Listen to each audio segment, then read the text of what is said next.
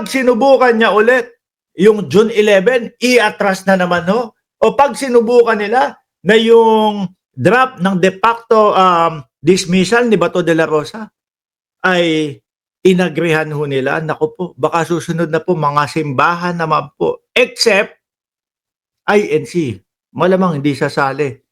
Yung, kumbaga, yung pinaka puno ng INC. Pero maaari po na merong mga miyembro ng INC ang sumama, mga bossing. No? Alam naman natin, INC, friends nila, mga Duterte. Ngayon po, mga boss, eto naman po si Inday Sara Duterte. Ay, si Inday Sara Duterte. O, si Inday Sara Duterte pa din. Pero base naman po kay Senadora Risa Ontiveros, no? About doon sa kay Cheese. Oh. An exercise. Ayan. Senadora Risa Ontiveros. Oh. Nga po kayo na nagsasabi na dapat forthwith, dapat gawin na yan. Again, si Senator Amy Marcos po ang sabi, Constitution gives Senate great breadth. Ano pala to? Senadora, no? Risa Ontiveros versus Amy Marcos. Sabi ni Bulpa Siriaco, ano yan? Sampalin na lang siya ng malaking Uy, grabe ko. Kay Roque yan mamaya ng konti. Tuloy.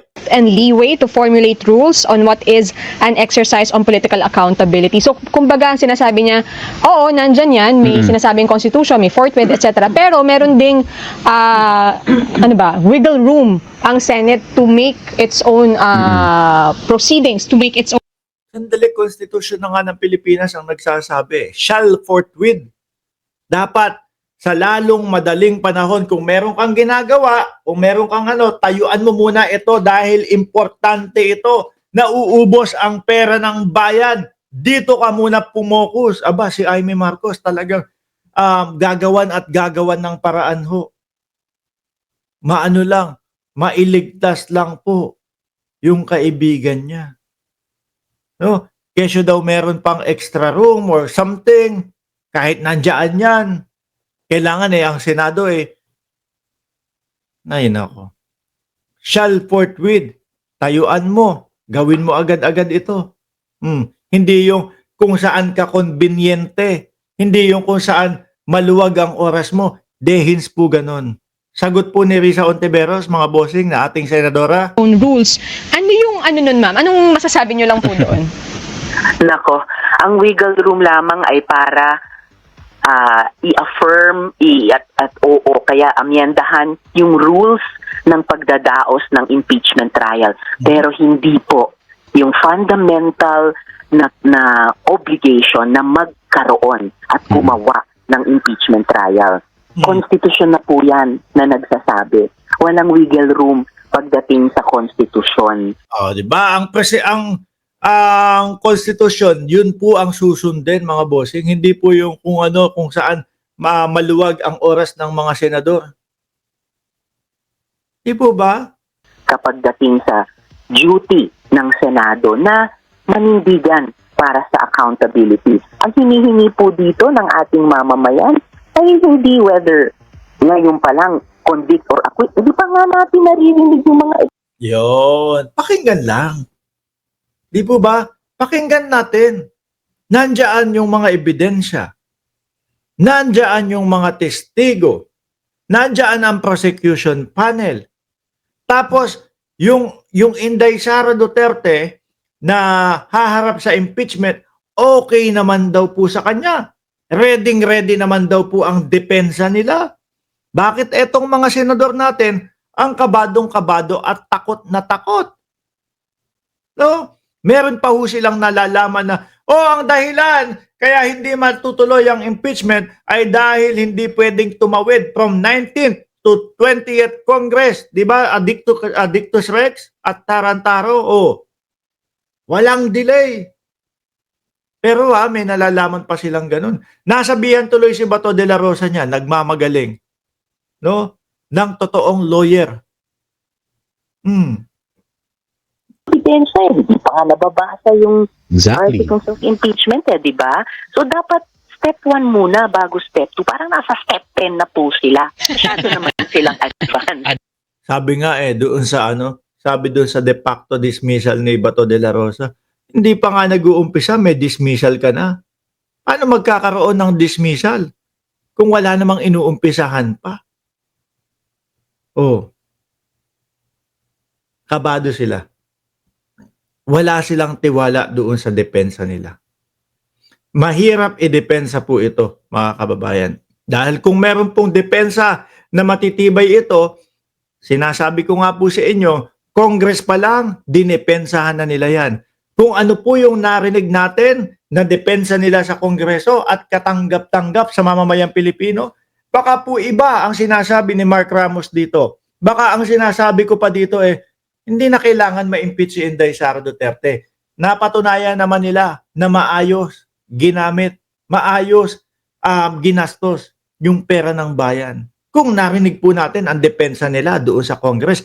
Kaso wala Panay alibay Doon naman po sa pagbabanta sa buhay ng Pangulo, asawa ng Pangulo, at ni Martin Romualdez na pinsan ng Pangulo.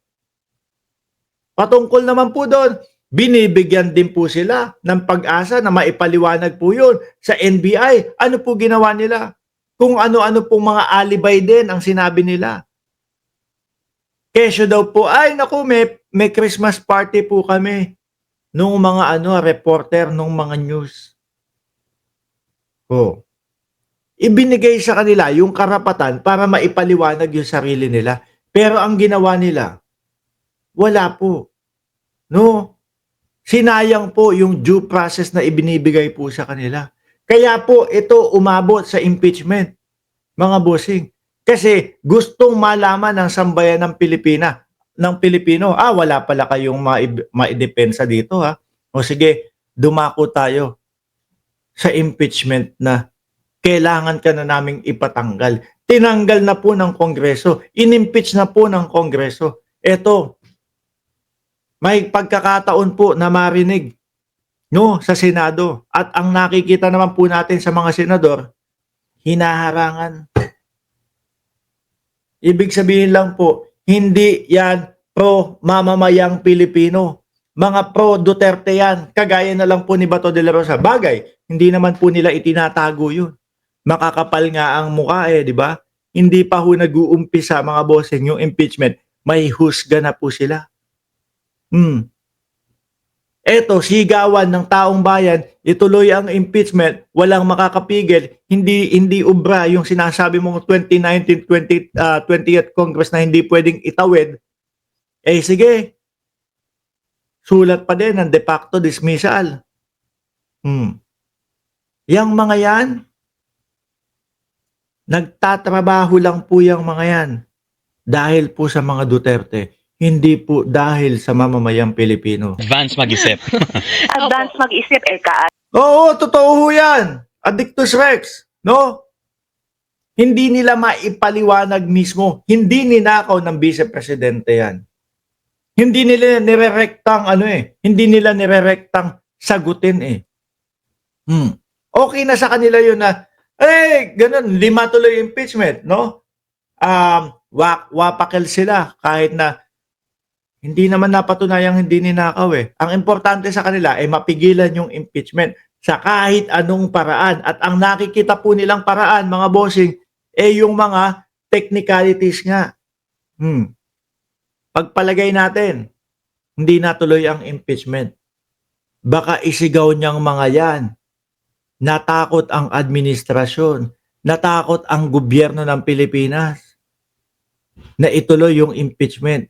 Kasi mapapahiya sila dahil malakas daw ang depensa nila. Kaya po ito, kailangan matuloy po, mga kababayan. Baka sabihin pa, kaya naman hindi nila tinuloy yan Kasi alam nila na wala po, nalawlaw yung mga ebidensya. Bakit ayaw niyong pakinggan ng taong bayan? Para magkaalamanan. Di po ba? Kasi ang nakikita ko dyan, pagka umapprove o nasabi na okay, hindi tuloy ang impeachment, ang sasabihin niyang mga yan, tignan nyo, natakot sila.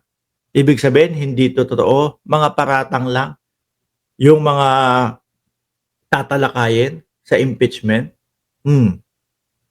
Ang kinatatakot po niyan, pag natuloy mga bossing, magmumukha silang mga timang sa harap ng mamamayang Pilipino.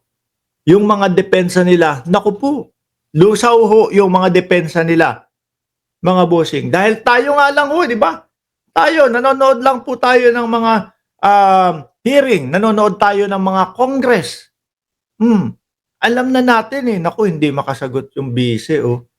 Naku, nagtatakip yung bise, oh. Naku, yung mga tao ni bise, oh, tignan mo ginagawa, pag hindi masagot, kesyo masakit daw ang dibdib. Oh, alam natin, ganun yung estilo ho nila. Di ba? Sabi ni Jaime sa Banal, sa June 9, 10, 11, meron pong people power, 24 oras sa mga ahas, hudas na senador. Naku, no? Senate building, katabi lang ng Mall of Asia, punta po tayo lahat, alang-alang sa buwis ng taong bayan na ninakaw lang. Kung ikaw, inaakala mo, no? Isa kang mamamayang Pilipino, inaakala mo na hindi ka kasama dito, na hindi ka nanakawan dito, kung totoo man, ay nagkakamali ka. No? Kung ikaw, ang trabaho mo, botedyaryo, baka akala mo, iniisip mo, naku, wala akong tax naman, di naman ako kasali dyan, di ako kasama ka pa din. Dahil kahit anong bilhin mo sa mga tindahan, kahit anong bayaran mo, eh meron tax. Meron kang binabayarang tax. Kaya po, sabi ko nga po, mga kababayan, mga boss chief mo, sir, kahit takatak ka, kahit na kung sino, ultimo bata, syempre bumibili ho yan sa mga tindahan.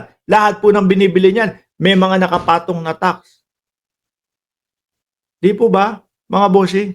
Kasali kayo sa biktima kung mapatunayan na yung pera ng bayan ay winaldas. Advance mag-isip, ayan, nadidelay tuloy ng ilang buwan.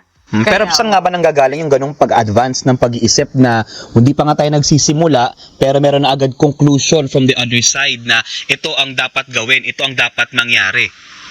O di ba yung ina-accuse sa amin na kami daw yung atat, kami daw yung impatient. Excuse me po, mawalang galang lang po. Ang klarong iniuutos ng konstitusyon at ang klarong inaasahan sa amin ng mga mamamayan, kahit tumatagal na itong delay na ito, ay kumilos forthwith. Ngayon din, kung hindi kami kumilos ng forthwith at agad-agad nung Pebrero at nung June 2. O, February pa, di ba? Di ba, Sir Tony Ninobla? O. Naku naman, at the very latest, kung hindi man mas maaga, dapat Miyerkules, June 11. Simulan na namin forthwith kahit At malamang ho, magagalit na talaga ang sambayan ng Pilipino dyan. Ang nakikita ko kapag hindi pa din ho natuloy ng June 11 yan, bukod po sa mga universidad na lumalabas na po, mga bossing, na tumitindig para dito. Pati po yung mga simbahan, mga guumpisa na din po yan. No? Pati yung mga kung ano-anong sektor po, maglalabasan na po talaga yan. Kaya, bahala kayo, cheers. Kahit anong paikot niya dyan. Sa nakikita ko ho, kahit anong paikot ho nila mga bossing, matutuloy at matutuloy itong impeachment na ho ito.